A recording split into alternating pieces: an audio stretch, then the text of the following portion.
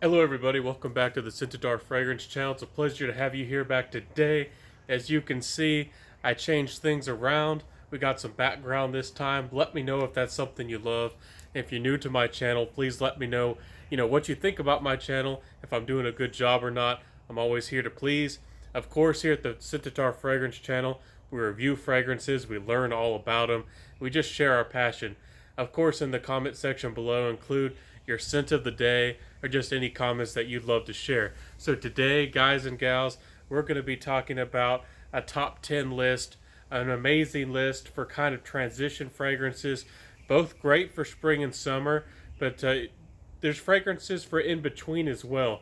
I love when people do these kinds of lists, and I think that there are fragrances that are, great for just in between summer and fall and winter, and just on and on. So let's jump into this list. These are just all-star fragrances through and through, so you can't go wrong really with any of them. But I'll talk a little bit about them. Let's jump into it. The first one we have is none other than Mont Blanc Starwalker. Now, if you're in the Fragcom, you might know this one, you might not. It doesn't get a lot of love. It really doesn't. Off the top, some people say it's a pineapple. It's kind of like a light, bright, kind of almost lemony type of citrus off the top. This stuff is very smooth without really being a tonka fragrance or powdery at all, but it is smooth. It's well done. It's a little bit fruity off the top, nothing too much, a little bit citrusy, but it's kind of a blue fragrance, but it is a lovely fragrance overall. Very easy to wear, very inoffensive.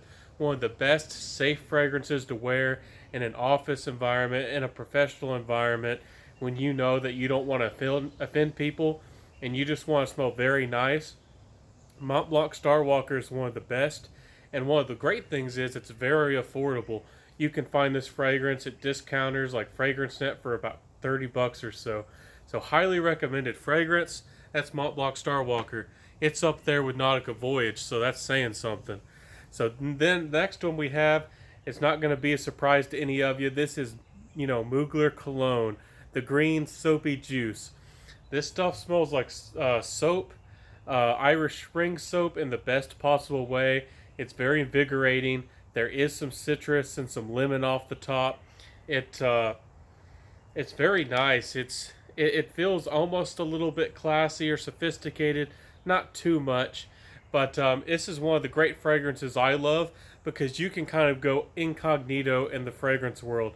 If you just want to smell very well put together and just very clean without being the cologne guy, without feeling or somebody else thinking that you're, putting a little too much or putting on a show, this is a great fragrance just to boost your appeal, to just boost who you are, kind of casual, out and about. Maybe you're walking the dog, maybe you're going to the supermarket. This juice will do wonderfully. I promise you, if that's the kind of thing you're looking for, in my opinion, especially when you're including the price as a factor, this stuff was way better than Original Vetiver by Creed. That's just my personal opinion. Get out there and try both of them. There's loyal people for each one, but I would stick with this one, and I might even have to get me the big bottle. So, Mugler Cologne.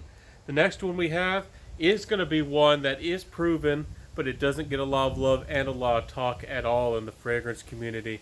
This is Pure Energy. It was called Pure Shot, but this one is called, it's by Mugler, and it's they renamed it to Pure Energy. Now this fragrance, a lot of people don't say it this way. To me, this is kind of a blue, a little bit of a citrus kind of, take or fusion on the original Mugler DNA. That DNA is kind of a dark patchouli, a little bit of like a burnt rubber tar vibe, but this stuff overall is just a nice, pleasing scent. As it dries down, it becomes that kind of, distinguished, or very distinctive, dry down with that personality. And I think that this fragrance is really good overall. It doesn't perform that great, like you would expect a Mugler. Probably one of the reasons, along with the controversy, why this one doesn't sell. I'm not sure if it's discontinued yet. It might be. But this stuff is really easy to wear. You can wear this anywhere, anytime. I don't think it does well in the high heat, and that's why I included it in this list. It's a very versatile fragrance with that dried down that has a little bit of personality.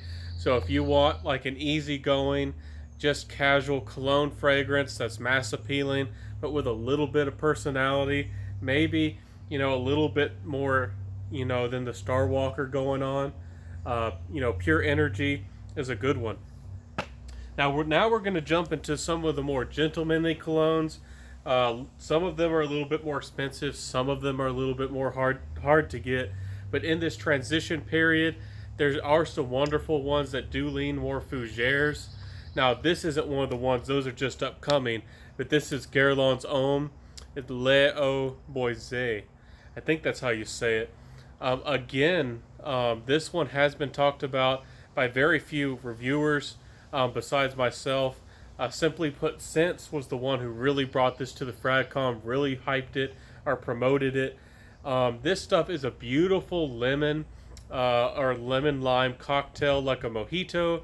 It's kind of boozy, very fresh, very beautiful. But this one has a very prominent kind of light and airy cedar note.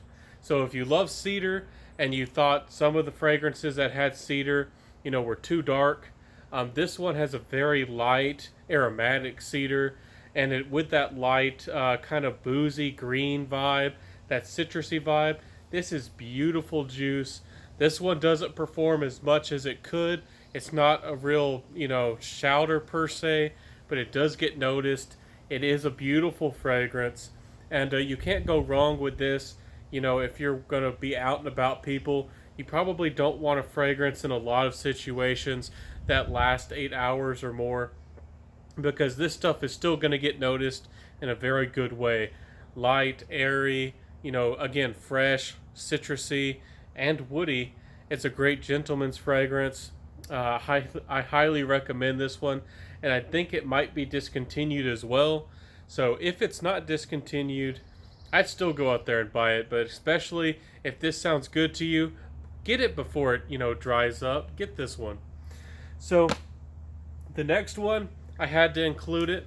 This is one of my all-time favorites, and as you can see, this is the huge bottle, giant bottle of Terre d'Hermes Eau Trace Fresh. Now this is a much more citrusy, in my opinion, much easier to love, more mass appealing version of Terre d'Hermes. And if you're unfamiliar with Terre d'Hermes, I encourage you to get out there and smell this one, or even the original. So it's a vetiver fragrance, but it has a beautiful orange. This one is a bright orange. If you didn't like the kind of the rugged or perhaps the dirty orange of the original, this one is much more bright and citrusy off the top. I get a good bit of neroli, which I absolutely love. To me, this one has less of a soil or earth vibe and a little bit more of a mineral vibe, or like a Alka-Seltzer perhaps, or a mineral water kind of feel overall. And I really do enjoy that. Oud Mineral by Tom Ford. I love that kind of stuff. Narciso Rodriguez pour him, and a Silver Mountain Water, those kinds of fragrances. So this fragrance is sophisticated. It has, pretty good performance overall, projects really pretty well, and its longevity is solid. So I love this juice. Really hard to beat. Has gotten me amazing compliments, and I guess it just suits my personality. This is a boost my mood. It makes the day better. So Terre d'Hermes Eau Trace Fresh, love it. Now I mentioned Tom Ford. Tom Ford is always solid. And again, I always say that every man needs a Tom Ford in his collection. That's something that I really have, come to believe.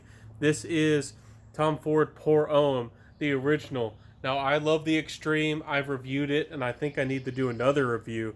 But this one is a beautiful kind of classic gentleman's fragrance. It hails a little bit back to a fougère. I guess it really is a fougère, but it has a beautiful top notes, kind of citrusy, kind of a gingery vibe overall.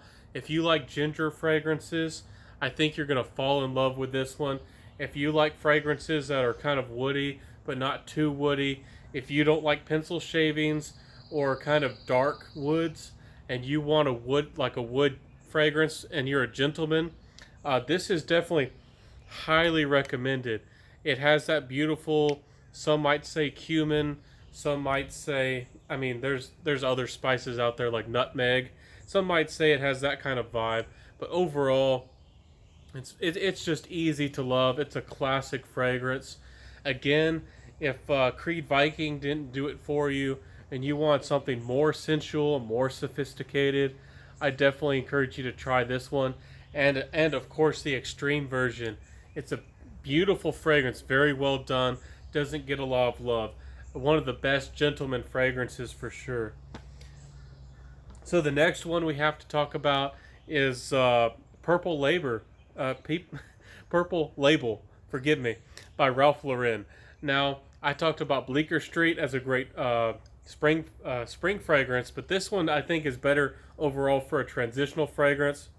It does have similarities. No, there's no doubt about it. People talk about that a lot. This one, I think the fruit is kind of more subdued, and it's not as grassy overall. I think it kind of has a little bit more of a fougere DNA, but it's very versatile. A very good fragrance for gentlemen. I feel like this one is far more versatile than Bleecker Street, even though I think I like Bleecker Street a little bit more. But this one can be pulled off it's much easier, and when the temperatures climb, this stuff is a little bit classier, and I think that it does a little, again, just does a little bit better in the heat. It's mass appealing, and it's really just really easy to wear. At first, when I smelled this, for some reason, I just discounted it. I said it's all right, but it's not amazing. I gave it a little bit more time, and I really feel like this, for perhaps a more well-to-do, or perhaps a little bit more of a distinguished kind of guy, that this is like a better alternative to Invictus Aqua. I just said it. I guess I have to, trigger or say things like that. But if you like Invictus Aqua and you want something that's a little bit more gentlemanly, a little bit more mature, I would definitely check this one out. It's got a great amount of mass appeal. It'll get you compliments, but it's a winner overall. It really is. So I couldn't make this list, I guess, without two Tom Fords. I do love Tom Ford, and this one was getting some hype a little while ago.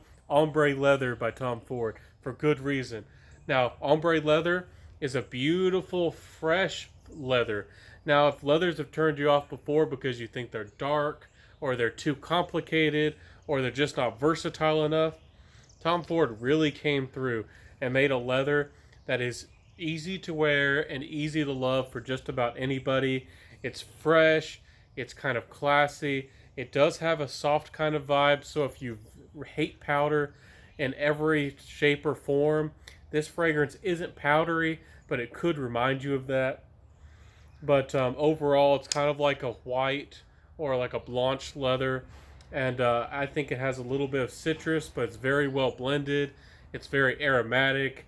For a leather fragrance, this is, for some reason, really well complimented. This can get you a lot of compliments as well. And for a leather fragrance, it's kind of shocking. It's if you like Loam by YSL and other kind of soft, like Hugo Boss Per Homme, the kind of that apple cinnamon kind of fragrance. If you like fragrances like that are like mellow and kind of citrusy, kind of playful, but not too much, not too serious, this fragrance is beautiful. And if you thought Tuscan Leather was too spicy off the top, too dark for your taste, I would really encourage you to get your hands on this one and try it out.